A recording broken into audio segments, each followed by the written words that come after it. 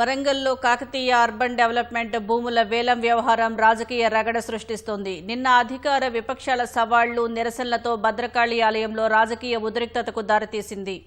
ఆలయాన్ని రాజకీయాల్లో అపవిత్రం చేశారని ఇవాళ బీజేపీ నేతలు సంప్రోక్షణకు పిలుపునివ్వడంతో మరోసారి రాజకీయం వేడెక్కించింది.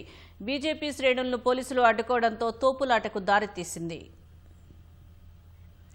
కాకతీయ అర్బన్ డెవలప్మెంట్ అథారిటీ భూముల వేలంపై వరంగల్లో రాజకీయ రగడ సృష్టిస్తోంది. నిన్న తడి వస్త్రాలతో బీఆర్ఎస్, కాంగ్రెస్ నేతల ఆందోళనలను నిరసిస్తూ ఇవాళ బీజేపీ చేపట్టిన సంప్రోక్షణ కార్యక్రమం ఉద్రిక్తతలకు దారితీసింది. పసుపు నీళ్లతో ఆలయం శుద్ధి చేసేందుకు వచ్చిన బీజేపీ కార్యకర్తలను లోపలికి వెళ్లకుండా పోలీసులు అడ్డుకున్నారు. దీంతో ఆలయం వద్ద పోలీసులు, బీజేపీ కార్యకర్తలకు మధ్య తోపులాట చోటు చేసుకుంది.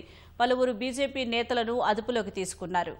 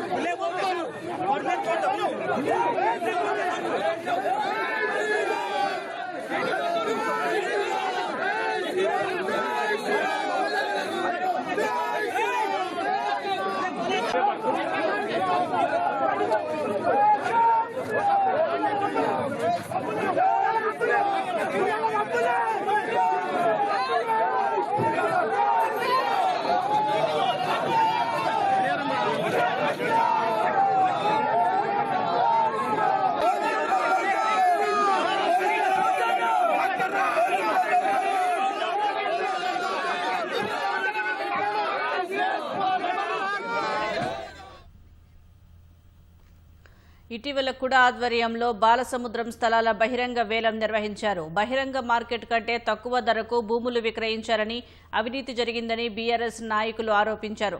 చిత్తశుద్ది ఉంటే భద్రకాళి అమ్మవారి సన్నిధిలో ప్రమాణం చేసేందుకు రావాలని కోరారు. భూముల వేలంలో అవినీతి జరగలేదని బీఆర్ఎస్ నాయకులు తప్పుడు ప్రచారం చేస్తున్నారని కాంగ్రెస్ నాయకులు ఖండించారు. ఈ క్రమంలోనే కూడా మాజీ చైర్మన్ మరి యాదవరెడ్డి ఆధ్వర్యంలో బీఆర్ఎస్ నాయకులు, కార్యకర్తలు భద్రకాళి అమ్మవారి ఆలయానికి చేరుకుని తడి వస్త్రాల స్నానం చేసి అమ్మవారి దర్శనానికి గుడిలోకి వెళ్లేందుకు సిద్ధమవగా పోలీసులు అడ్డుకున్నారు. కొద్దిసేపు తోపులాట జరిగింది. యాదవరెడ్డి, కంజర్ల మనోజ్ను అరెస్ట్ చేసి ప్రత్యేక వాహనంలో తరలించారు. అవినీతి జరిగిందని మా మాజీ కూడా చైర్మన్ గారు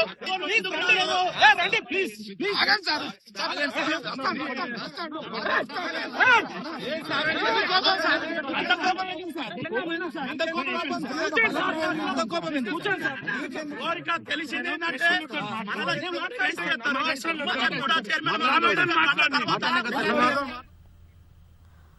అనంతరం కూడా చైర్మన్ వెంకట్రామిరెడ్డి, మాజీ కార్పొరేటర్లు, కాంగ్రెస్ నాయకులు తడి వస్త్రాల స్నానం చేసి అమ్మవారిని దర్శించుకుని పూజలు చేశారు. ఈ నేపథ్యంలో రాజకీయ రగడ చోటు చేసుకుంది. అధికార, ప్రతిపక్ష పార్టీల సవాళ్లకు భద్రకాళి ఆలయాన్ని వేదిక చేయడంపై భక్తులు, నగర ప్రజల నుంచి విమర్శలొచ్చాయి.